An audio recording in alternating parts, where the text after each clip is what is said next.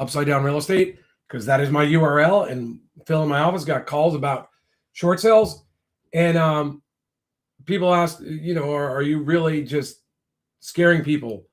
And so Phil decided to look it up on the CRMLS, and there are currently 653 short sales on the CRMLS. And Phil said this was in Southern California. And I'm not sure when he sent it to me if he was saying it's because the CRMLS is mostly Southern California or he limited it to Southern California. But either way, there's currently active on the MLS 653 short sales. And so this video is about the fact that, therefore, we know that in the areas around these areas, there's just tens of thousands of people with low equity. And they're concerned that these houses, like, the nice thing about short sales in the beginning is the banks might not want them to sell way below appraisal because they just don't want to collapse the whole market on themselves. So they're going to make these short sales somewhat difficult than they might be in a year or two. Well, I mean, we don't even know. They make the funnel like it's engineered. Like, they'll let the people out or they'll delay as long as they want. They might make you sell the house 3 or 4 times like we did in the beginning. As the prices were going down, the buyers would back out because they didn't like the price anymore. They're like, well, they can submit a new offer, but it's going to take 3 months again, right? So it's hard to get these short sales through. So it's not necessarily the presence of these short sales that are going to drive down the prices in your area. It's the sellers who have equity that either want out of California, tired of the taxes, jobs, relocations, like they might not want to do it. But when you get all these short sales at this price and they want to sell, the people with experience, the people who worked this market in the past, will give them this scary story. And it's true, unfortunately. They're going to say, look, in the beginning of the last short sale market, when you have short sales in your area, people look at those and they're going to be afraid to buy your home for more than that. Like, they're going to evaluate it. If your house is a little better, they'll pay a little more. But if your house is like these and they see those houses for sale, it's just human nature. They're like, I'm not really interested in paying more for houses, because if those short sales get approved, they're going to come in at that number or under, and I'm going to instantly be out $50,000. So what the experienced brokers will be telling their realtors, and I'm not saying there are a lot yet, but I am saying that in the past short sale market, UpsideDownRealEstate.com is my website.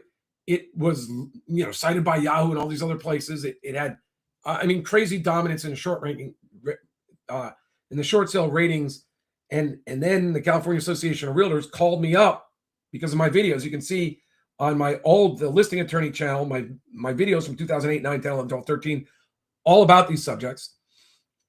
They called me up and they asked me to train realtors on negotiating what happens when you have multiple offers coming in, and also separately how to negotiate short sales. So I was training realtors. And around that same time, I was being invited by large brokerages to come train their realtors. And I specifically remember a massive crack in the market around the time, and it was a large franchise, and there were maybe 100 realtors in the room, and I feel like I was sitting on a desk over here on the side, and the regional manager for the, I don't know if the right word's franchise, but they have offices all over, came in and said, hey, we just got back from national or the training, whatever it was, and we're telling you that your clients need to know this. If they want out, they have to be the best price in the market.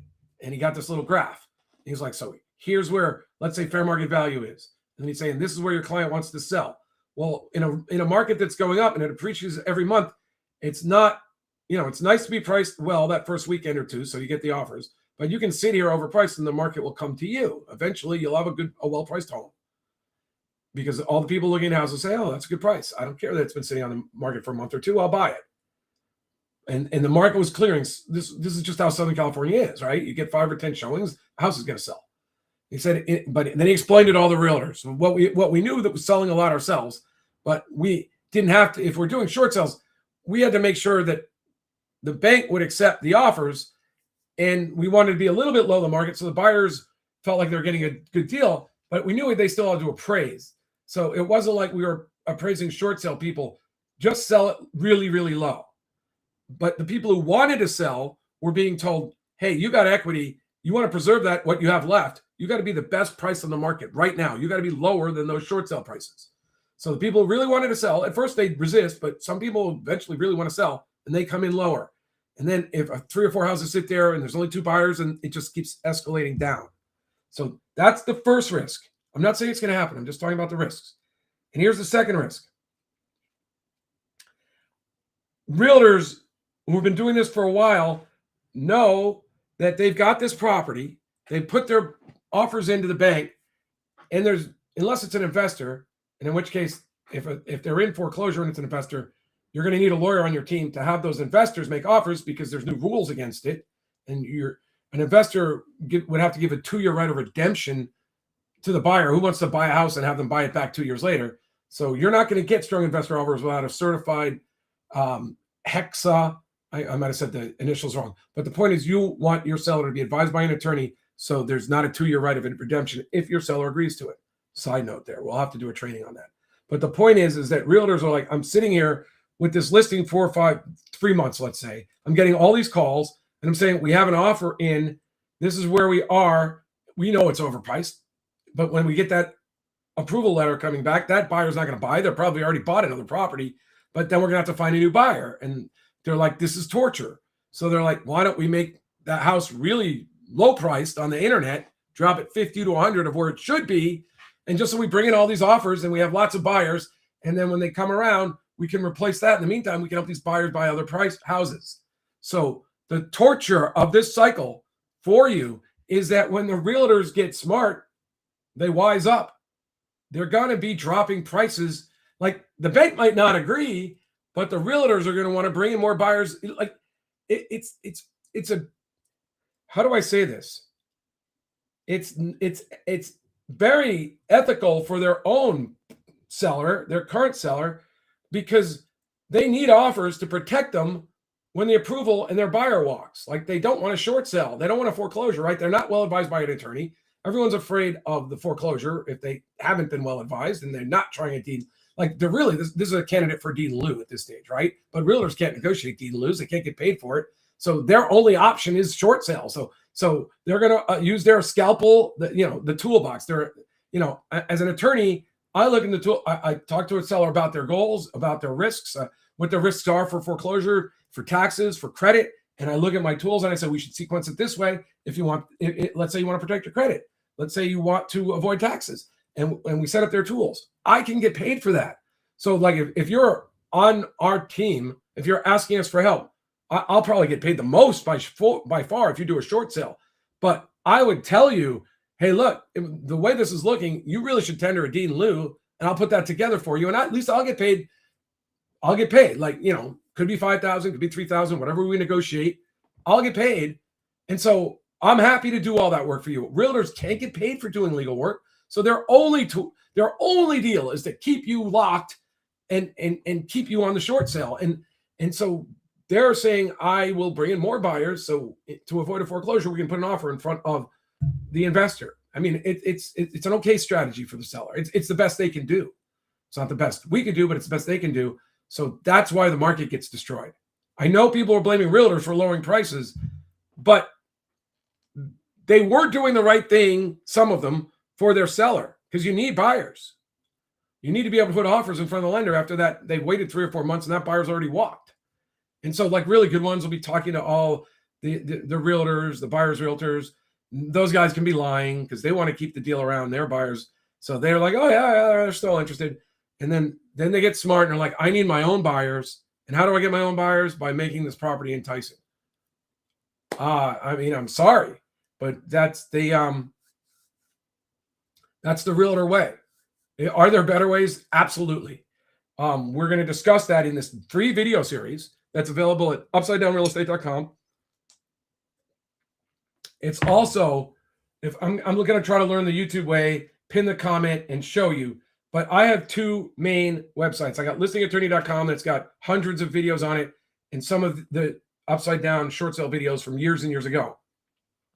But I'm making very highly relevant for 2026 and beyond this channel, just upsidedownrealestate.com on YouTube. And I got 3 videos in there right now as we're speaking, relevant new ones. I have old ones that have nothing to do with short sales. I took one that I just had sitting around from 2017.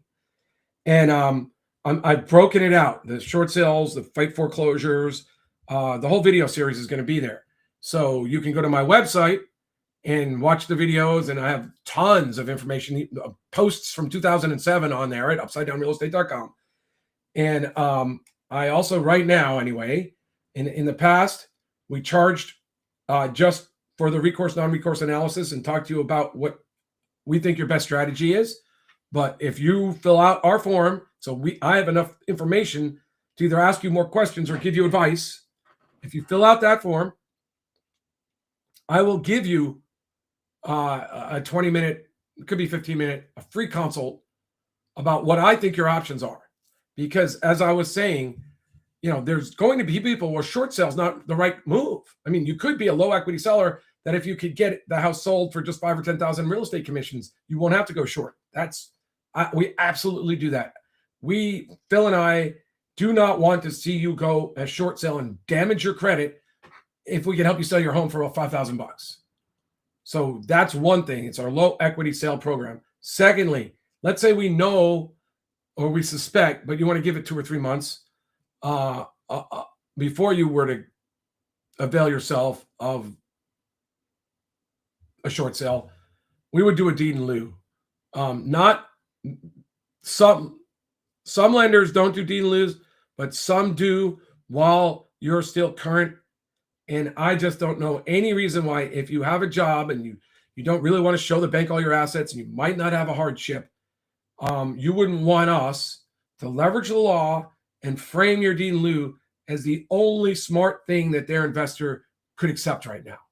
Like, I'm not saying it works every time, but I'm saying we especially in the beginning of the last foreclosure and short sale crisis, we got a significant amount of deed in lieus accepted.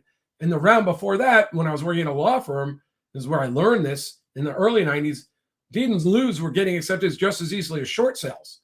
And I believe with California foreclosure laws being as pro-consumer as they are, they've basically doubled your time in the house.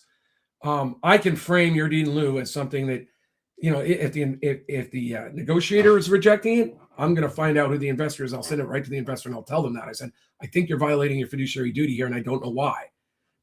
But we're going to get to the bottom of this because, your investor is going to take a small loss now. But if we wait a long time and we do all these things that I've advised my seller they can do, your investor is going to get smoked. So, deed in lieu is a fantastic option. Some people, they don't want to show their assets. And let's say even in the deed in lieu process, they're demanding assets. Some people are going to take a foreclosure. And they're like, John, is there a way to protect our credit if we're taking a foreclosure? And there are 100% every time. No. Has it worked sometimes? Yes. Would you want to go about it? That's what we'll talk about in our non-recourse consultation. So if you'd like that, that's available at upsidedownrealestate.com. Thanks. Talk to you later. Bye.